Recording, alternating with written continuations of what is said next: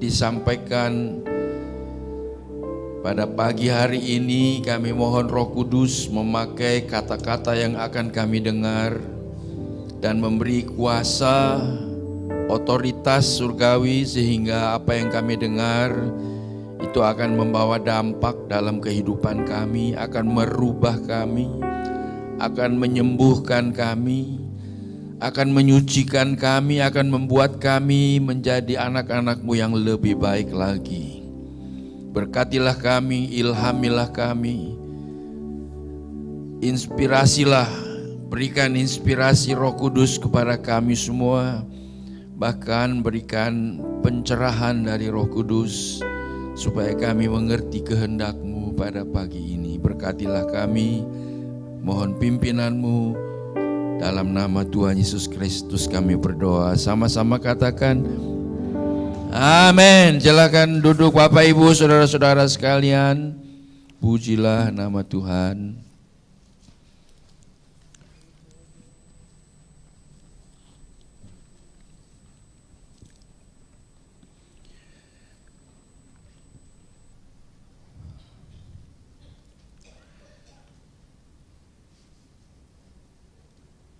Seperti tadi telah dikatakan bahwa hari ini tanggal 7, besok tanggal 8 itu Gongsi Fatjai. Lalu tanggal 14 itu Valentine Day. Saya mencoba untuk menyiapkan firman Tuhan di dalam konteks dua hari ini, 2 hari besar ini, sehingga saya berdoa firman Tuhan ini akan menjadi berkat bagi kita semua, karena menyangkut Imlek dan Valentine. Maka saya mencoba membingkai firman Tuhan ini di dalam kerangka kehidupan keluarga yang bahagia. Saudara-saudara, sebelumnya saya hendak melihat keadaan dunia kita dewasa ini. Hari-hari ini kita menyaksikan begitu banyak orang yang bepergian, dan banyak dari mereka melakukan perjalanan yang biasa kita sebut dengan mudik. Ternyata mudik ini dilakukan oleh hampir semua bangsa, sehingga menjadi fenomena global. Kalau di Amerika, biasanya orang-orang Amerika itu mudik merayakan Thanksgiving, hari ucapan syukur, yang jatuh pada Kamis keempat bulan November.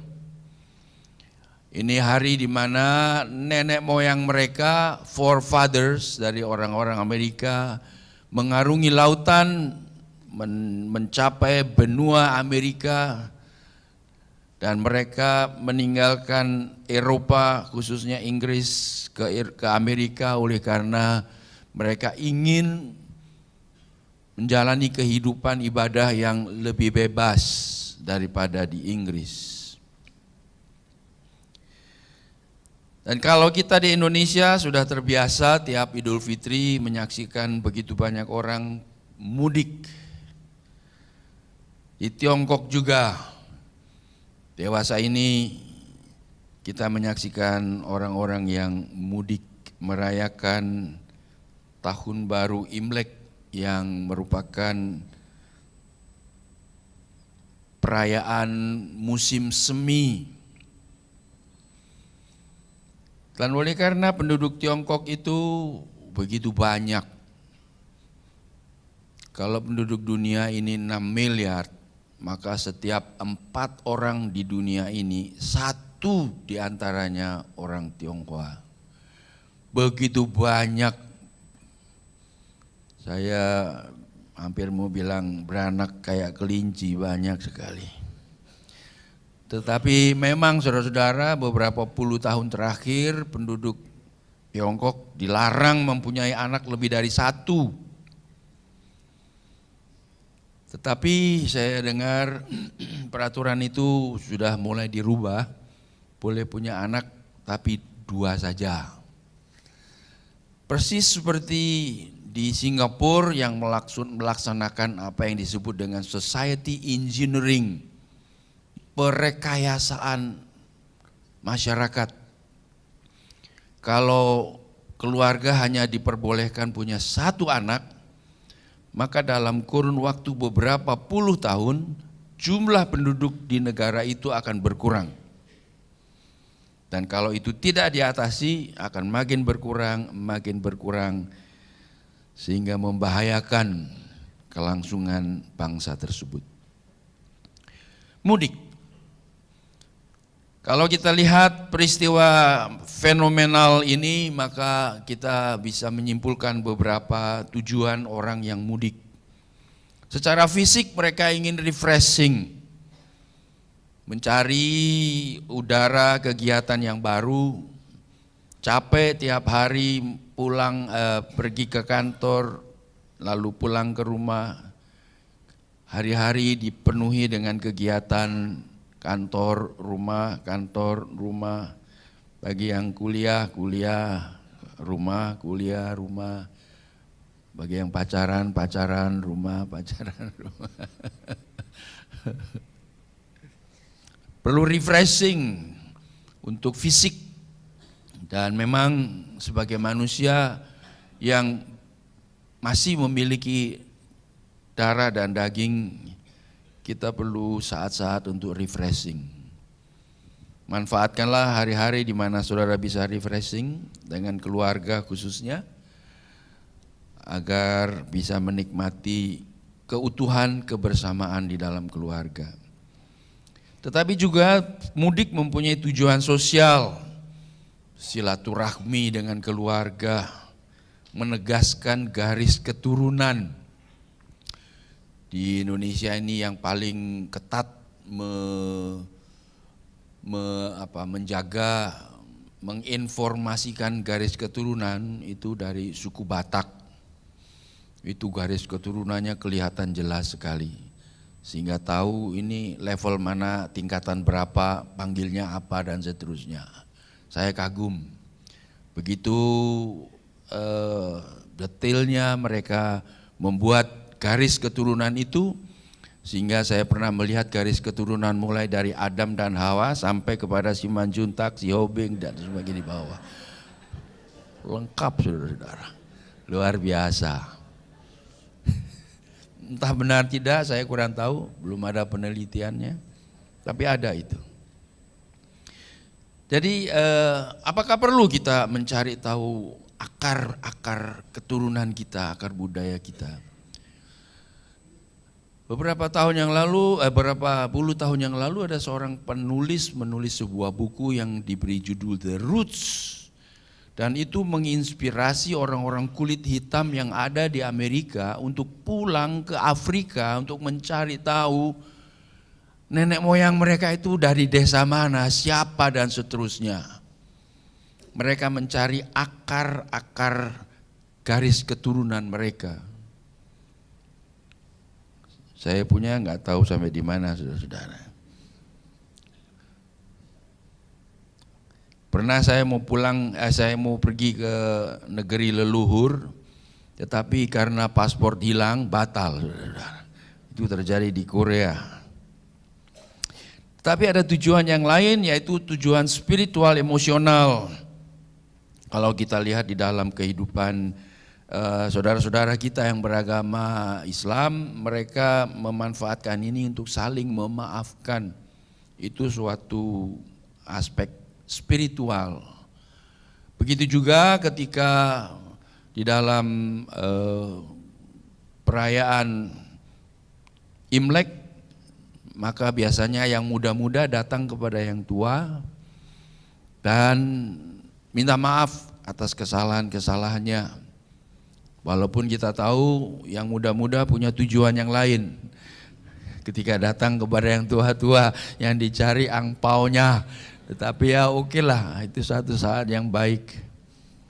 Ya, tapi dengan meminta maaf atas kesalahan yang sudah dilakukan, itu terjadi pemulihan hubungan yang ada.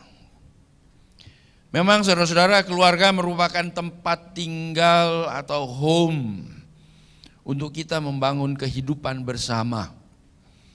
Hubungan pribadi antara anggota-anggota keluarga menentukan hubungan kita dengan Tuhan dan sesama. Hubungan pribadi antara anggota-anggota keluarga menentukan hubungan kita dengan Tuhan dan sesama. Presiden Amerika yang bernama Franklin Roosevelt mengatakan, jika peradaban manusia ingin bertahan terus, kita harus mengembangkan ilmu pengetahuan tentang hubungan kemanusiaan, yaitu kemampuan semua orang dari segala bangsa untuk hidup bersama dalam dunia yang sama dengan damai. Tulisan ini atau kalimat ini dengan sendirinya berlawanan dengan apa yang kita lihat sedang terjadi di dunia kita dewasa ini, khususnya oleh mereka yang menganut faham atau mengikuti yang disebut dengan ISIS. Ya, itu usaha untuk mendirikan kerajaan Islam di seluruh dunia, dan yang tidak mau ikut akan dilawan dengan kekerasan. Saya pernah melihat foto dari seorang anak, mungkin usianya di bawah 5 tahun, 3-4 tahun, sudah jadi arang dibakar. Mengerikan sekali. Dan saya pernah katakan kemarin, minggu lalu, bahwa dalam usaha untuk menarik lebih banyak anggota, diiming-imingi dengan sorga. Kalau pasang bom di badan lalu bunuh diri, masuk sorga. Sampai-sampai ada pemimpin kita yang mengatakan, kenapa enggak pemimpinnya aja duluan gitu? Kenapa anak buahnya yang disuruh pasang bomnya? Kenapa enggak pemimpinnya? Ya, Cengli juga ngomongnya, saudara-saudara, ya, masuk akal juga. Itu bertentangan dengan peradaban manusia. Kunci peradaban terletak di dalam membangun keluarga yang harmonis, yang bahagia. Saya membawa sebuah surat kabar, dan saya harap ini jangan diartikan sebagai suatu reklame, tapi ini surat kabar di artikel paling depan ditulis redam gelombang LGBT. Wah, Indonesia ini memang paling pinter membuat singkatan-singkatan. Kalau PDKT tahu nggak? Anak-anak muda pasti tahu. Anak-anak muda pasti tahu. Kalau enggak, kalian tuh ketinggalan zaman. PDKT, pendekatan. Artinya kalau mau pacaran bikin PDKT dulu, itu tahap awalnya. Ini LGBT, saya baca kalimatnya. Fenomena LGBT yaitu lesbian, gay, biseksual, dan transgender, atau bahasa kita disebut bencong,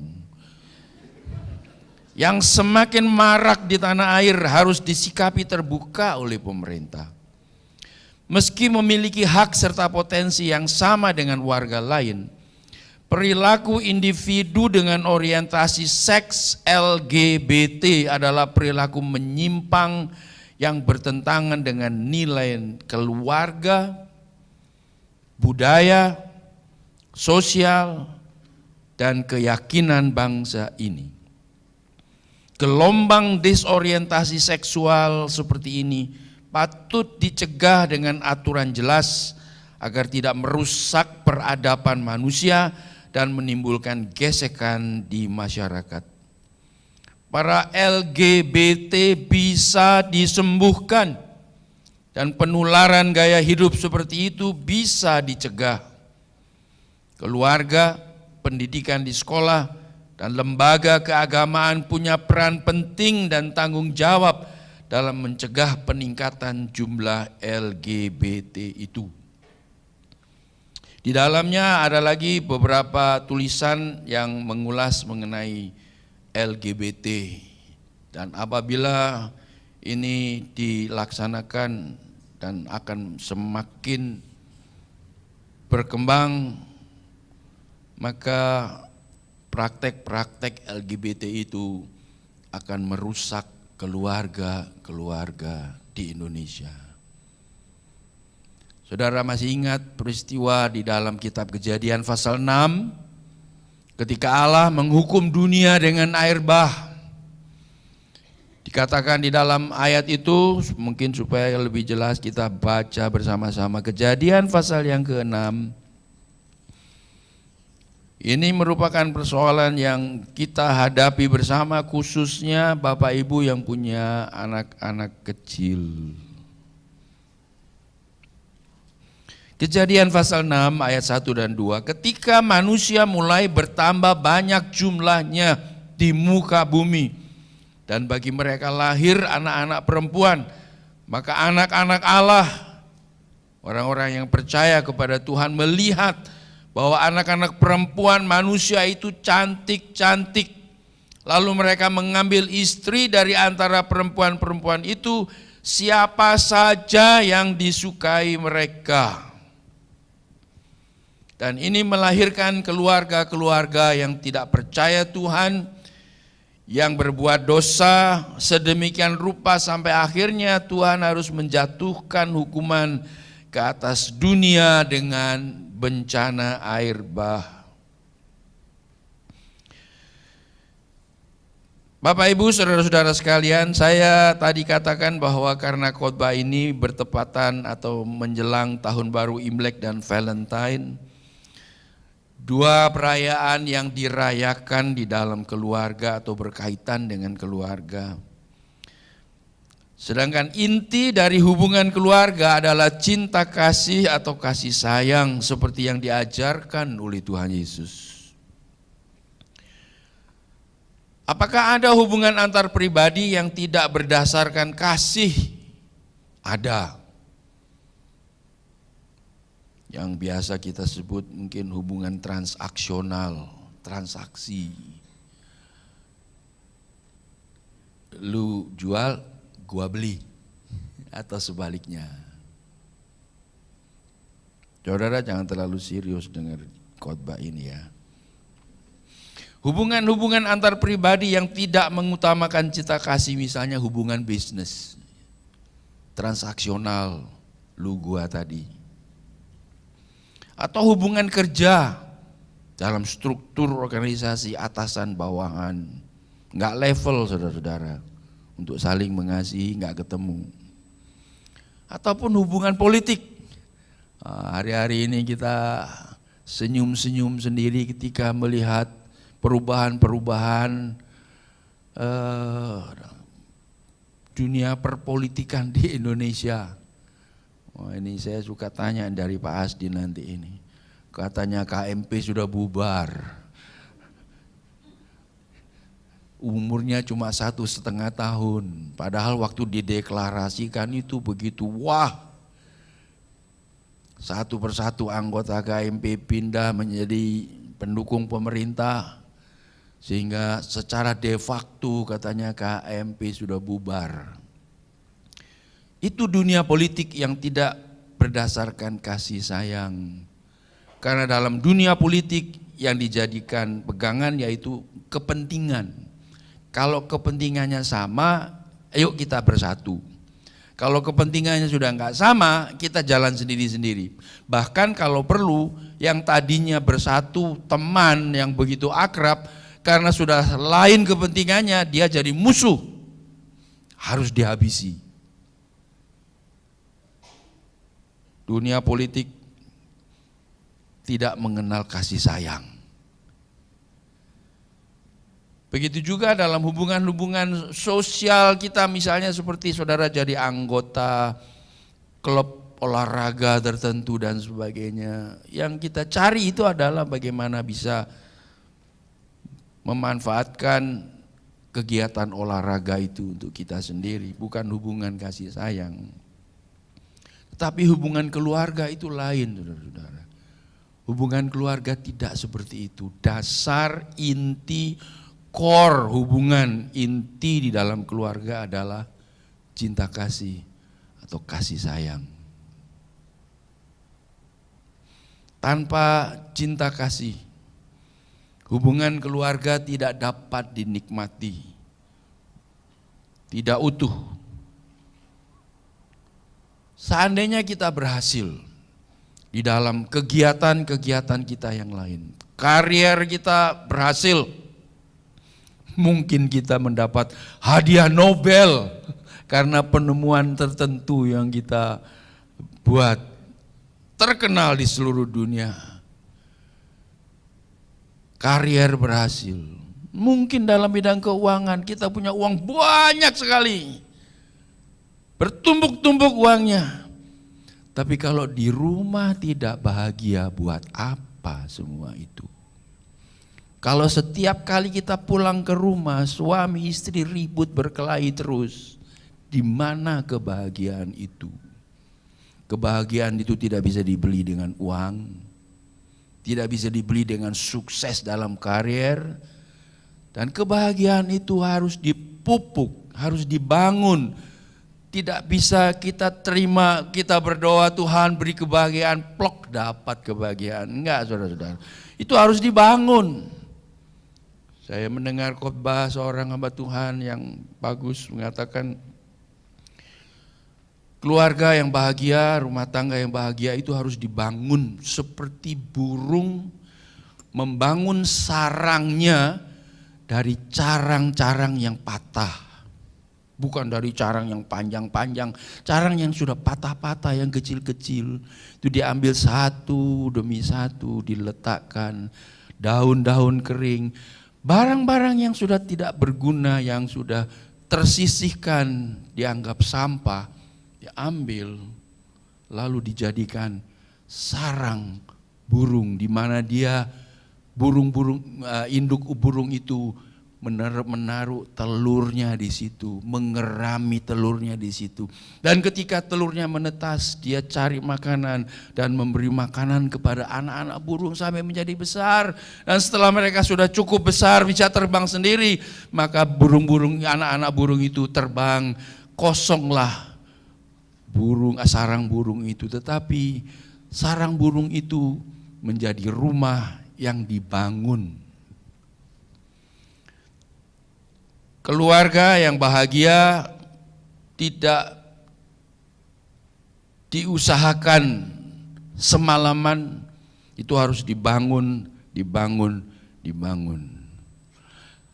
Terus menerus. Mengapa demikian?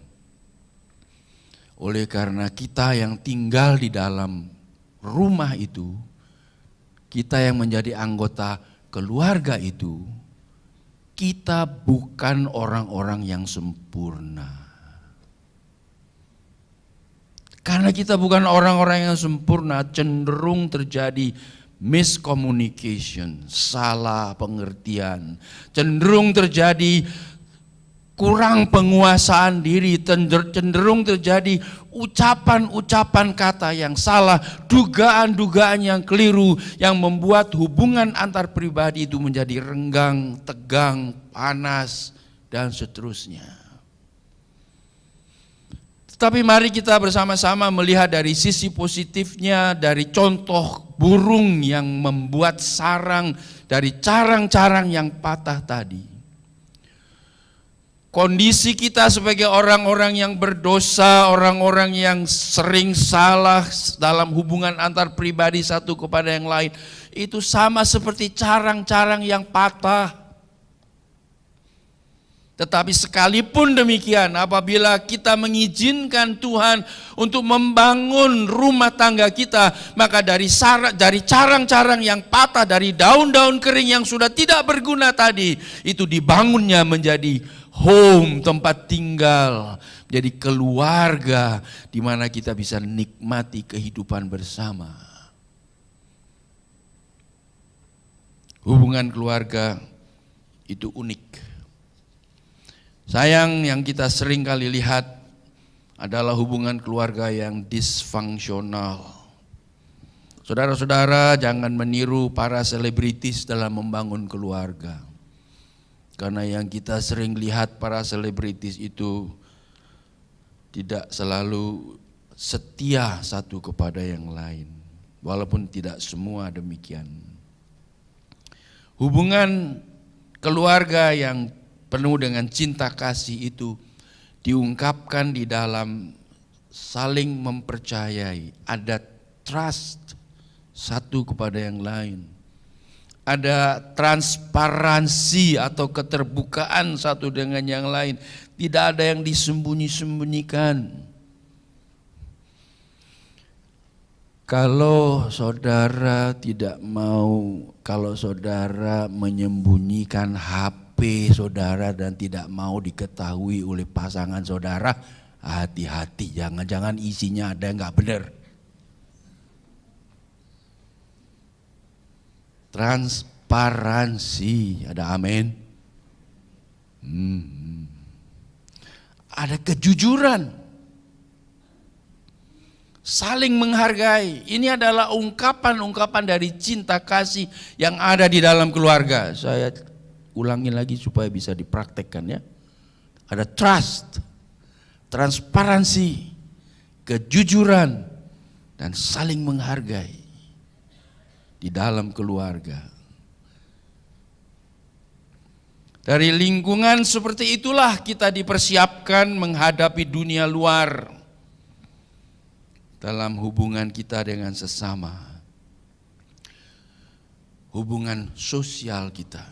Dikatakan bahwa 85% dari keberhasilan kita di dalam kehidupan dan di dalam karier kita, 85% tergantung dari human skills, keterampilan kita untuk menjalin hubungan dengan sesama kita, keterampilan kita dalam hubungan sosial.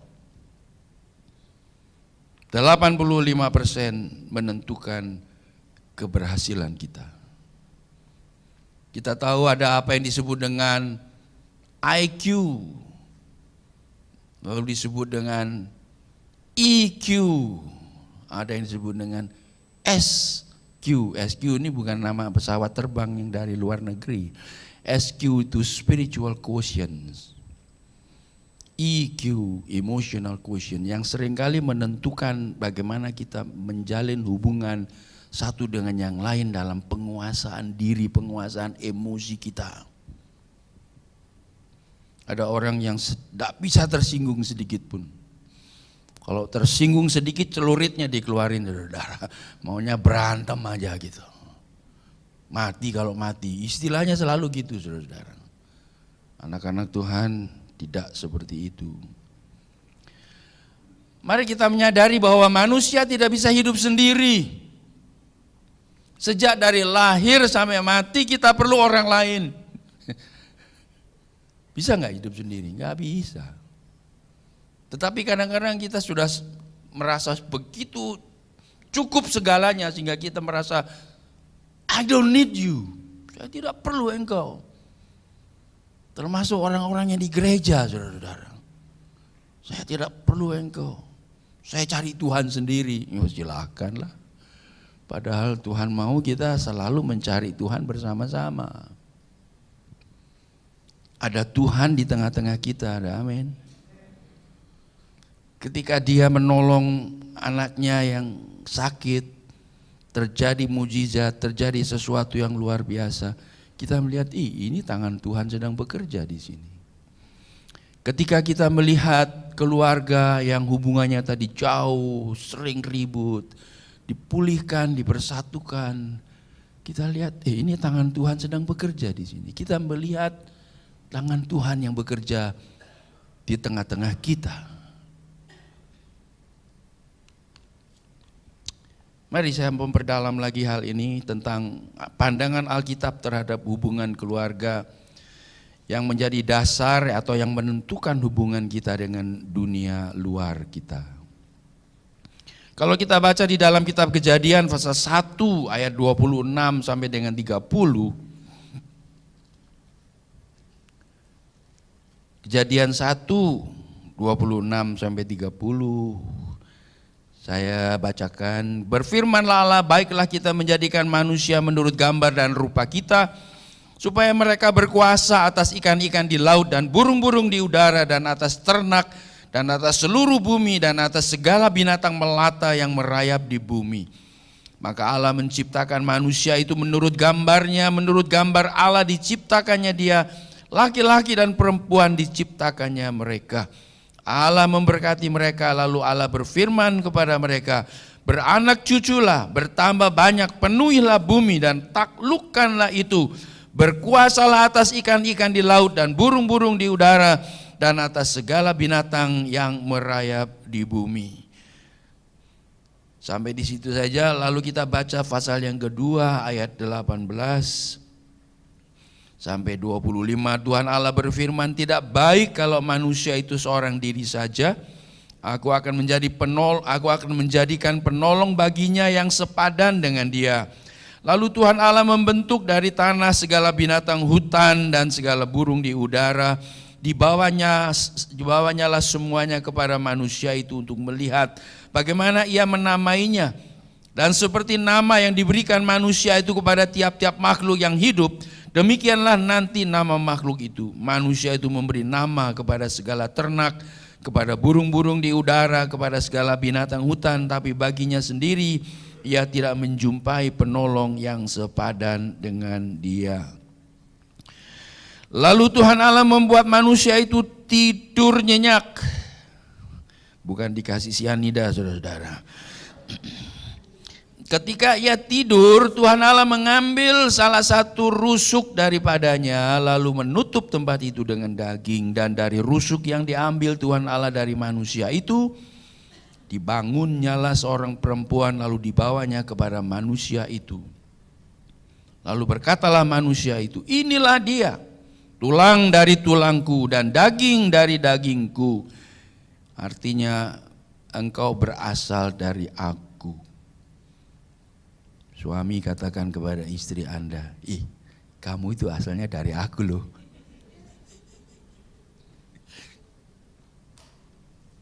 Ia akan dinamai perempuan sebab ia diambil dari laki-laki. Sebab itu seorang laki-laki akan meninggalkan ayahnya dan ibunya dan bersatu dengan istrinya, sehingga keduanya menjadi satu daging. Mereka keduanya telanjang, manusia dan istrinya itu, tetapi mereka tidak merasa malu. Kita lihat di dalam peristiwa ini bagaimana Allah menciptakan manusia lalu memberikan mandat kepada manusia untuk mengelola ciptaannya, dan sekaligus diberikan kepada manusia keterampilan, kemampuan untuk mengelola, sebagaimana kita baca tadi ketika manusia memberi nama kepada binatang-binatang itu. Allah kemudian tidak hanya menciptakan satu pria saja, tetapi dari pria itu Allah mengambil tulangnya lalu dibentuknya seorang perempuan. Saya bertanya-tanya, kalau seandainya Allah menjadikan perempuan itu dari debu tanah juga, bukan dari suami atau bukan dari manusia pria. Manusia pria diciptakan oleh Tuhan dari debu tanah, betul? Nah sekarang kalau manusia perempuan itu juga diciptakan dari debu tanah, bukan dari tulang rusuknya Adam. Lalu dipertemukan, apa yang terjadi? Perang, saudara-saudara. Yang terjadi perang, saudara-saudara. Si pria akan minta ini itu, si wanita katakan kerjakan sendiri. Aku kan tidak tergantung dari kamu. Aku mandiri. Independent spirit seperti itu, saudara-saudara, kalau ada di dalam keluarga akan membuat keluarga berantakan. Allah merestui, Allah menguduskan, Allah memberkati hubungan keluarga. Ini yang perlu kita pastikan. Allah merestui, Allah menguduskan, Allah memberkati hubungan keluarga. Pastikanlah ini ada di dalam kehidupan keluarga saudara.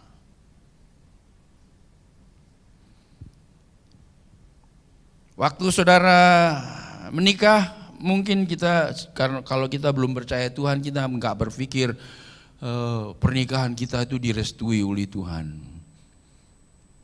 Kita mungkin nggak punya pikiran seperti itu. Ya kita pilih saja. Tetapi kalau kita sudah percaya bahwa Tuhan yang menyatukan kita, firman Tuhan mengatakan bahwa Allah itu menjodohkan manusia. Maka apabila pernikahan saudara masih saudara anggap usaha saudara sendiri, sudah waktunya saudara datang kepada Tuhan dan bilang, Tuhan terima kasih karena Engkaulah, walaupun saya tidak menyadari, Engkaulah yang sudah mempersatukan kami sampai saat ini. Dan kami ingin menyerahkan hubungan kami selanjutnya ke dalam tangan-Mu agar Engkau terus menguduskan dan memberkati hubungan ini.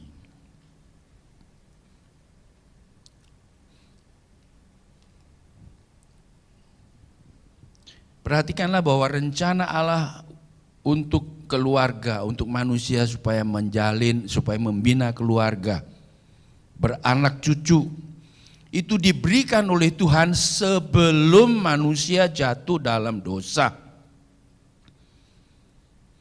Jadi berkeluarga, melahirkan anak cucu itu bukan dosa. Itu bukan karena manusia sudah berbuat dosa lalu punya anak dan cucu, tidak. Sebelum itu Allah sudah memberikan perintahnya. Saudara-saudara, saya ingin coba memperdalam lagi ya pemahaman seruan dari Adam. Ini dia, tulang dari tulangku, daging dari dagingku. Engkau berasal dari aku. Karena itu suami istri dipersatukan oleh Tuhan. Lalu bagaimana keadaan istri, sampai di mana keadaan si istri, itu adalah hasil dari apa yang dikerjakan oleh suami dalam dirinya.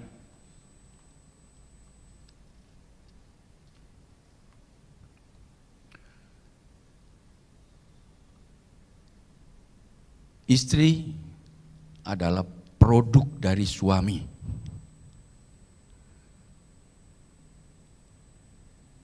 Bisa terima itu? Tuhan yang Adam katakan, ini dia tulang dari tulangku, daging dari dagingku. Engkau berasal dari aku. Memang saudara-saudara,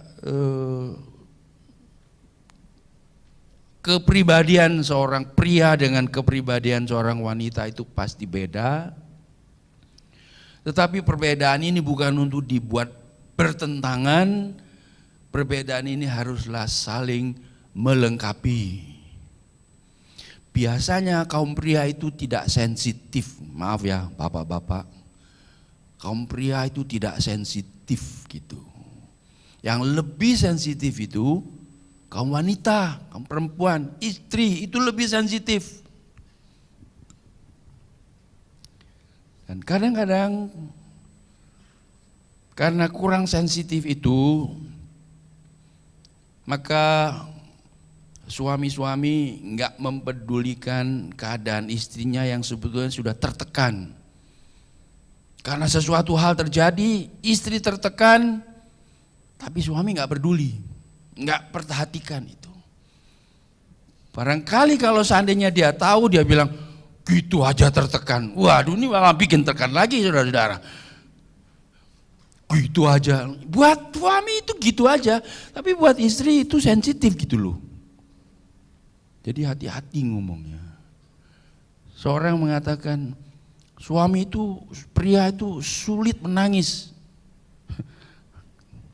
Kalau sebentar-sebentar nangis itu barangkali nggak tahu deh.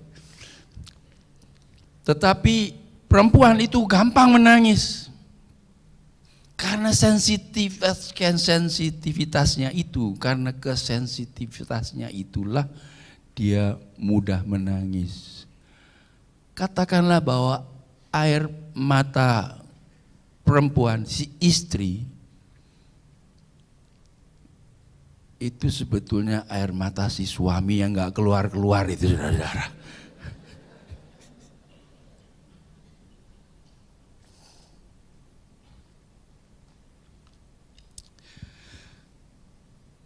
Banyak hal yang bisa kita pelajari di dalam peristiwa ketika manusia dipersatukan oleh Tuhan dalam hubungan suami istri. Sedikit lagi mengenai hal yang ayat 25, mereka keduanya telanjang, manusia dan istrinya itu, tetapi mereka tidak merasa malu. Dari ayat ini kita mendapat suatu kesan bahwa ada pakaian kekudusan dari Tuhan yang menutupi keduanya, sehingga sekalipun mereka bertelanjang, mereka tidak merasa malu. Ketelanjangan di antara suami istri yang tidak merasa malu ini oleh karena dibungkus di dalam kekudusannya Tuhan.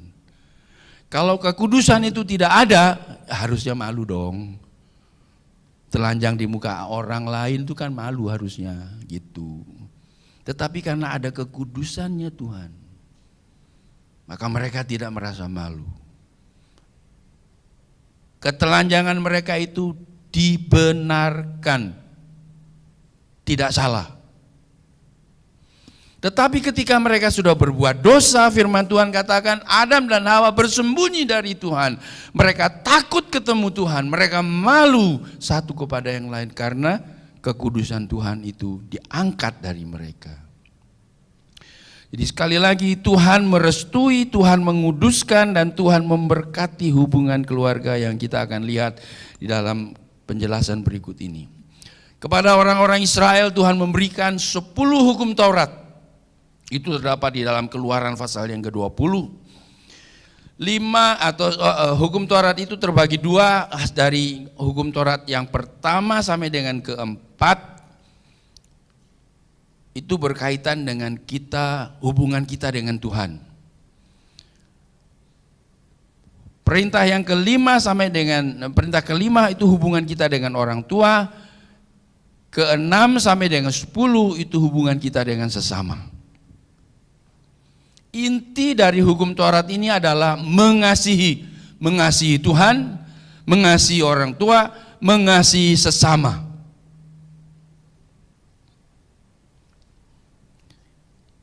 Sepuluh hukum Taurat ini menjadi kode etik bagi bangsa Israel yang mengatur kehidupan mereka sebagai satu bangsa yang berkaitan dengan moralitas mereka, etika mereka. Dan yang luar biasa, 10 hukum Taurat ini kalau dibandingkan dengan hukum-hukum yang lain yang sudah ada di antara bangsa-bangsa pada waktu itu, semuanya kalah di bawah hukum Taurat ini, saudara-saudara. Hukum Taurat ini menjadi landasan dari hak asasi manusia yang dipakai sampai saat ini. Coba saudara bayangkan betapa luar biasanya Allah memberikan hukum Taurat ini kepada bangsa Israel waktu itu.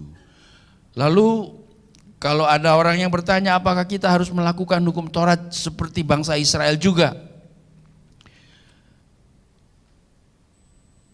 Hukum Taurat, 10 hukum Taurat ini terserap di dalam hukum yang diajarkan oleh Tuhan Yesus, yaitu hendaklah engkau mengasihi Allah Tuhanmu dengan segenap hatimu, dengan segenap jiwamu, dengan segenap akal budimu, dengan segenap kekuatanmu, dan hendaklah engkau mengasihi sesamamu seperti dirimu sendiri. 10 hukum Taurat ini terserap di dalam satu satu statement seperti ini. Jadi dengan kata lain, kalau kita melakukan yang satu ini menjiwai 10 hukum Taurat itu. Atau dengan kata lain, ini merupakan ekspresi dari 10 hukum Taurat itu. Nah sekarang di dalam 10 hukum Taurat ini ternyata tidak sama seperti pandangan sebagian orang Kristen yang mengatakan bahwa kita tidak perlu lagi hukum Taurat, kita enggak usah perhatikan itu. Memang kita tidak melakukannya secara letterlek satu demi satu seperti orang-orang Israel melakukannya, tetapi hati kita harus ada di dalam 10 perintah Tuhan itu, karena 10 perintah itu merupakan hukum yang Tuhan berikan kepada kita sampai saat ini. Mari kita buka di dalam kitab Efesus pasal yang kelima. Hukum yang kelima mengatakan hormatilah orang tuamu. Atau sebelum Efesus kita lihat dulu di Keluaran pasal 20, saudara-saudara. Keluaran 20.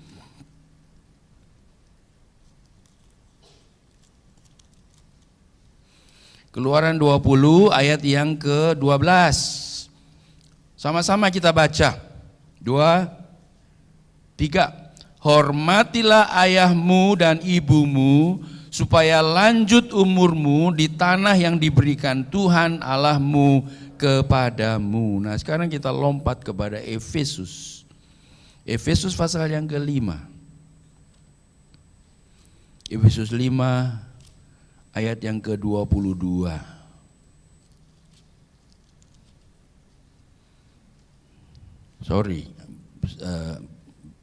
Ayat pasal 6 ayat 1 dan 2. Nanti kita lihat yang pasal 5.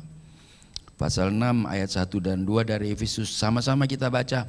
Hai anak-anak, taatilah orang tuamu di dalam Tuhan, karena haruslah demikian. Hormatilah ayahmu dan ibumu.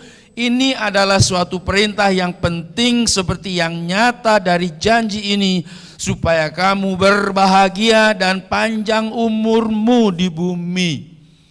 Apa yang tercantum di dalam hukum Taurat yang kelima tadi yang sudah kita baca di Keluaran pasal yang ke-20 diulangi oleh Paulus dengan tidak meninggalkan inti sarinya, yaitu lakukanlah hukum Taurat ini dengan kasih.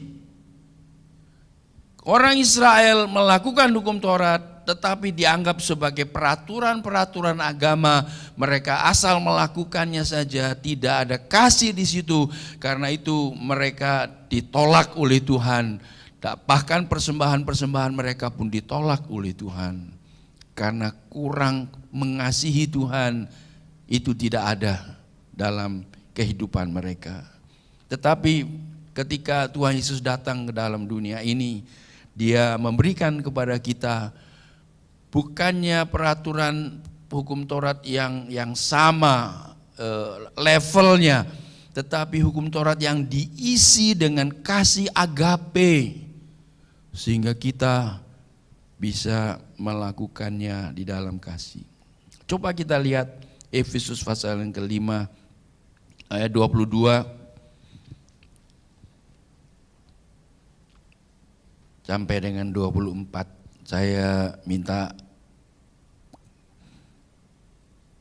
kaum perempuan yang membacanya. Efesus 5 22 sampai dengan 24. Kaum perempuan ya. Ya, sama-sama baca ya. 1, 2, 3. Hai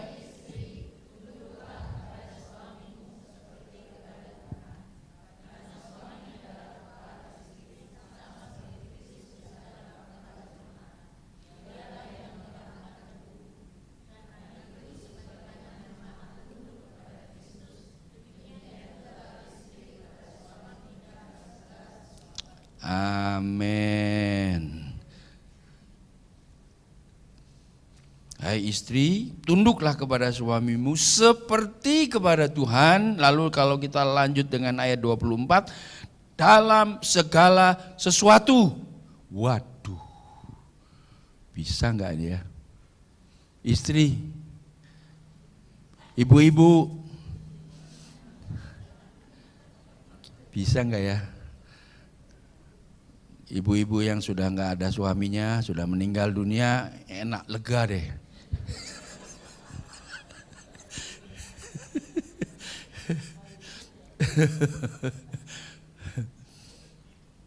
Tunduklah kepada suamimu seperti kepada Tuhan dalam segala sesuatu. Tetapi suami jangan buru-buru senang dulu. Kita baca sekarang, kaum pria yang membaca dari ayat 25 sampai dengan 28. Sama-sama kita baca. Hai suami, kasihilah istrimu sebagaimana Kristus telah mengasihi jemaat dan telah menyerahkan dirinya baginya untuk menguduskannya sesudah ia menyucikannya dengan memandikannya dengan air dan firman, supaya dengan demikian ia menempatkan jemaat di hadapan dirinya dengan cemerlang, tanpa cacat atau kerut atau yang serupa itu, tetapi supaya jemaat kudus dan tidak bercelah. Demikian juga suami harus mengasihi istrinya sama seperti tubuhnya sendiri. Siapa yang mengasihi istrinya mengasihi dirinya sendiri. Suami, sanggup nggak? Mau nggak mau ya? Orang Tiongkok bilang yao pu yao, mau nggak mau, harus mau. Ini perintah Tuhan, ini bukan sesuatu yang Tuhan katakan kalau engkau mau boleh, kalau nggak mau rapopo. Enggak, saudara-saudara. Ini perintah Tuhan yang harus dilakukan. Istri tunduk kepada suami seperti kepada Tuhan dalam segala perkara, dan suami kasihilah istrimu seperti engkau mengasihi dirimu sendiri, seperti Kristus mengasihi jemaatnya. Dengan kata lain, saudara-saudara, hubungan suami istri itu diangkat oleh Paulus tidak lagi pada tataran hubungan kemanusiaan kita, tetapi itu merupakan suatu refleksi, merupakan suatu gambaran dari hubungan Kristus dengan gerejanya. Hubungan Kristus dengan gerejanya. Hukum Taurat itu harus diangkat levelnya, bukan pada tataran sekedar melakukan ritual kehidupan keagamaan saja, tapi harus diisi dengan kasih Tuhan. Levelnya ditingkatkan sama seperti dalam kehidupan pernikahan ini. Hubungan suami istri mencerminkan hubungan Tuhan Yesus dengan gereja. Sebaliknya, hubungan Tuhan Yesus dengan gereja menjadi sumber yang memperkaya hubungan suami istri. Bisa diterima, Kak? Hubungan Kristus dengan gerejanya menjadi sumber yang menginspirasi, memberdayakan kita di dalam menjalin hubungan suami dan istri. Saya berani khotbah ini karena minggu lalu sudah ada di ulang tahun ya. Minggu lalu ada ulang tahun untuk pernikahan kami ya. Jadi berani ngomong gini, saudara. Nah, baru 43 tahun.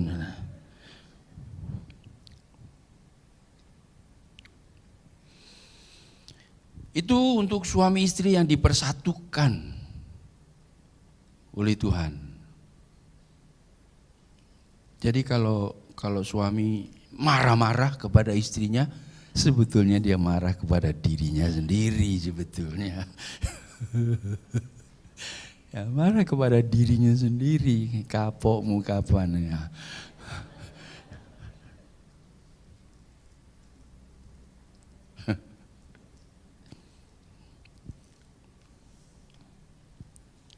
Baik, saudara-saudara, saya tinggalkan hubungan suami istri yang begitu dalam. Saudara pelajari, baca, minta Roh Kudus menjelaskan supaya kekayaan-kekayaan hubungan Kristus dengan gerejanya itu dapat diwujudkan, diekspresikan dalam hubungan suami istri. Never too late, belum terlambat. Ada amin? Bapak Ibu yang usianya sudah 60 tahun ke atas, pernikahannya sudah di atas 30 tahun, never too late. Mungkin karena usia kita sudah lanjut, kepribadian kita sudah terbentuk, lalu kita katakan mau nggak mau terima saya seperti ini apa adanya. No. We still can change. Kita selalu bisa berubah. Apabila kita mengizinkan Tuhan merubah kita, maka kita selalu bisa berubah. Ada amin?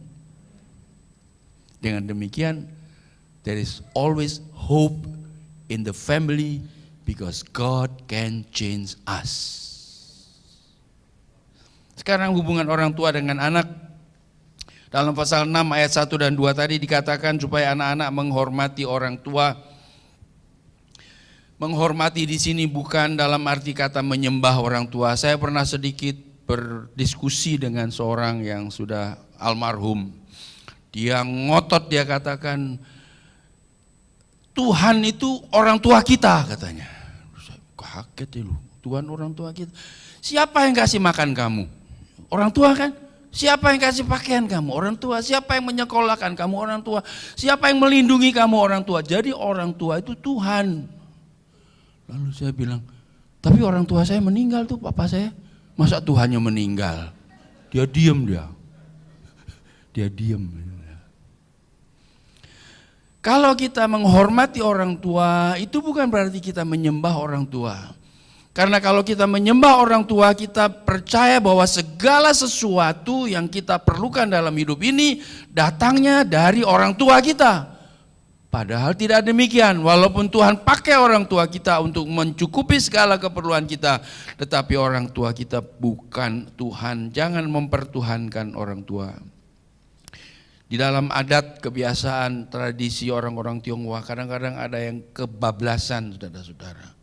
Dan kita sebagai anak-anak Tuhan perlu mengoreksi itu, bahwa kita bersyukur untuk orang tua kita menghormati mereka, kita mentaati mereka, walaupun kita mungkin tidak sependapat dengan orang tua kita, sopan ngomongnya, tetap rendah hati di hadapan orang tua, menghormati orang tua dan menyayangi orang tua. Mengapa demikian, saudara-saudara? Karena orang tua itu diberi oleh Tuhan otoritasnya. Orang tua diberi otoritas oleh Tuhan di atas anak-anaknya. Kita semua waktu anak pertama lahir, kita belum punya pengalaman jadi bapak, jadi orang tua. Tetapi begitu anak kita lahir, kita diberi otoritas oleh Tuhan. Dan barang siapa melawan otoritas orang tua, dia melawan pemberi otoritas itu, yaitu Tuhan sendiri.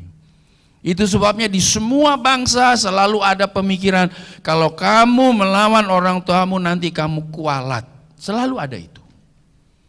Karena ada suatu payung otoritas yang Tuhan percayakan kepada orang tua, walaupun kita tahu ada orang tua yang menyalahgunakan payung itu, otoritas itu, tetapi Tuhan telah memberikannya. Sebaliknya, saudara-saudara, firman Tuhan tadi katakan hormati ayahmu ibumu. Ini satu perintah penting yang nyata dari janji ini supaya kamu berbahagia dan panjang umurmu di bumi. Berkat Tuhan mengalir kepada orang, kepada anak-anak yang menghormati orang tuanya. Berkat Tuhan mengalir di dalam kehidupan mereka. Jadi saudara-saudara, firman Tuhan mengajar kepada kita ayat yang keempat, bapak-bapak, kalau mendidik anak-anak jangan bangkitkan amarah dalam hati anak-anakmu. Didiklah mereka dalam ajaran dan nasihat Tuhan. Kadang-kadang anak-anak melihat orang tua, khususnya melihat bapak-bapaknya, dan mereka menjadi marah, mereka menjadi tidak senang, seperti yang tertulis di sini. Dan itu terjadi apabila misalnya ada tindakan-tindakan bapak yang inkonsisten, yang tidak konsisten. Bapaknya ngajar dengan keras, harus jujur ya, tidak boleh bohong ya, harus jujur. Lalu ketika telepon bunyi, bapaknya nggak mau terima itu, dia suruh anaknya, kamu angkat telepon itu. Anaknya bilang, "Pak, ada yang cari." Bilang, "Papa tidak ada." Nah ini, inkonsistensi seperti ini membuat anak-anak jadi marah. Mereka jadi marah. Bukan itu saja, saudara. Dalam banyak hal yang lain. Ketidakjujuran, keras kepala. Hanya kaum pria yang tahu apa artinya keras kepala. Kaum wanita tidak kenal keras kepala, mungkin yang mereka kenal keras hati barangkali ya. Kalau pria keras kepala, apa istilahnya yang kemarin itu Presiden Jokowi katakan, kopeh apa ya? Kopeh gitu. Kaum pria biasanya kopeh. Kalau sudah maunya. Sudah tahu salah, diterjang aja. Karena gengsinya nanti, saudara. Kalau sampai dia berubah, itu egonya jadi malu begitu. Jadi walaupun salah, terjang aja. Mau tunjukkan dia bisa. Sampai akhirnya dia bertekuk lutut, baru dia katakan, ya saya salah. Tapi tunggu sampai kejepit, bertekuk lutut, baru ngaku, saudara. Setelah korban jatuh, setelah biaya yang besar begitu harus dikeluarkan, baru ngaku salahnya. Kenapa mesti begitu? Bapak-bapak, kenapa mesti begitu? Jangan salahkan iblis ya. Ini gara-gara iblis. Atau salahkan keturunan. Ini memang nenek moyang saya dari dulu juga keras kepala. No. Haleluya. Mungkin setelah ini bapak-bapak gak senang dengan saya, biarin deh.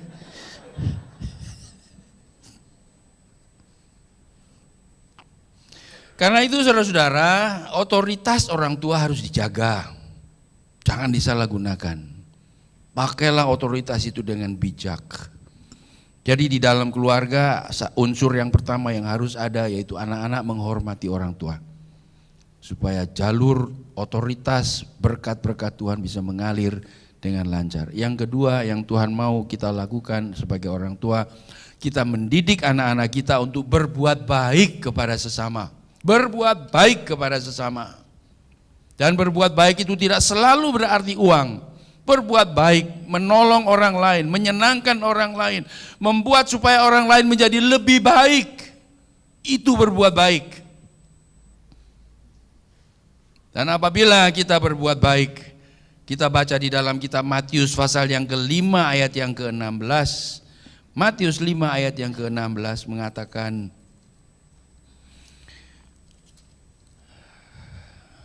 demikianlah hendaknya terangmu bercahaya di depan orang, supaya mereka melihat perbuatanmu yang baik dan memuliakan Bapa-Mu yang di sorga. Perbuatan baik kita lakukan bukan untuk menyenangkan diri sendiri, bukan supaya kita akan dikenal sebagai warga negara yang baik, tetapi kita lakukan ini supaya Bapa yang di surga dipermuliakan. Saya rindu di Indonesia ini akan lebih banyak lahir para filantropis. Itu orang-orang yang murah hati, menyisihkan sebagian kekayaannya untuk disumbangkan bagi kemanusiaan. Entah di pendidikan, entah di bidang sosial. Filantropis seperti itu, saudara-saudara. Hal yang bagus sekali, tetapi mari kita ingat bahwa kalau kita berbuat baik bukan untuk mencari nama kita sendiri, melainkan supaya nama Bapa di sorga yang dipermuliakan. Bukankah Tuhan Yesus mengajar kita doa Bapa kami yang di sorga, lalu dikuduskanlah namamu, dalam terjemahan yang lain dipermuliakanlah namamu. Kita bertanya, bagaimana ya nama Tuhan bisa dipermuliakan? Ini jawabannya. Dengan berbuat baik. Buatlah baik kepada orang-orang yang tidak bisa membalas kebaikan saudara. Ini yang terutama. Buatlah baik, berbuat baik kepada orang-orang yang tidak bisa membalas kebaikan saudara. Kalau kebaikan yang kita berikan itu selektif, hanya orang-orang yang kita pandang nanti satu saat saya perlu dia bisa tolong saya, berbuat baik kepada saya. Itu perbuatan baik transaksional, kayak orang dagang, saudara-saudara. Dan nilainya itu kurang di hadapan Tuhan. Tuhan tidak dipermuliakan di situ. Tetapi kalau kita berbuat baik kepada sesama kita dengan tidak mengharapkan imbalan, dan kita tahu dia tidak bisa membalasnya, kita tetap berbuat baik kepadanya. Kalau orang itu bertanya, Bapak kenapa berbuat baik kepada saya? Itu kesempatan emas untuk mengatakan, ya karena Tuhan Yesus mencintai saya, mencintai Bapak atau saudara. Dia meminta saya berbuat baik ini. Nama Tuhan akan dipermuliakan. Hubungan antar pribadi, saudara-saudara, itu begitu penting dalam kehidupan kita. Seperti saya tadi katakan. Sukses dalam karier, sukses dalam pendidikan. Tapi kalau hubungan antar pribadi di dalam keluarga tidak harmonis, selalu ada pertentangan, selalu ada keributan di dalam keluarga, what is those things for? Untuk apa semua itu? Ada orang yang mengatakan begini, bahwa kalau keluarga itu bisa dibangun secara harmonis, bisa dinikmati hubungan-hubungan yang begitu indah antara anggota keluarga satu dengan yang lain, itu surga di bumi. Tetapi sebaliknya, jikalau hubungan keluarga itu tidak bisa dinikmati, selalu ribut, selalu berkelahi, selalu ada masalah ini itu, dan antara sesama anggota keluarga, itu neraka di bumi, saudara-saudara. That is hell on earth. Mari kita menjaga hubungan pribadi kita satu dengan yang lain dalam keluarga kita, begitu juga di dalam keluarga Tuhan, di dalam gereja Tuhan. Ada amin? Saya mengerti bahwa dalam hubungan keluarga, di mana ada salah pengertian dan sebagainya, timbul luka-luka dalam hati kita. Ya, luka-luka batin istilahnya. Mungkin kita difitnah, mungkin kita dihina, mungkin kita dilecehkan dan sebagainya. Ada luka-luka batin dalam diri kita. Pagi ini saya mengundang saudara untuk datang ke meja Tuhan. Izinkan dia menyembuhkan luka-luka batin itu. Ada banyak anak-anak Tuhan yang bertahun-tahun memikul, merawat luka-luka batinnya dan tidak mau menyerahkannya kepada Tuhan. Mereka merasa ada sesuatu yang nyaman kalau mereka bisa bilang kepada orang lain bahwa saya diperlakukan begini begitu oleh si A si B. Ada sesuatu yang nyaman dalam dirinya. Karena itu dia tidak mau menyerahkannya kepada Tuhan, takut kehilangan kenyamanan itu. Pagi ini atau siang ini saya mau mengajak kita, mari kita datang ke meja Tuhan, ambil perjamuan ini. Izinkan darahnya membasuh luka-luka saudara. Luka-luka yang timbul dalam hubungan suami istri. Luka-luka yang timbul dalam hubungan orang tua dengan anak-anak. Atau dengan sesama anak-anak Tuhan. Jangan terus dibawa keluar dari ruangan ini. Minta Tuhan Yesus menyembuhkan. Dan dia mau melakukan itu.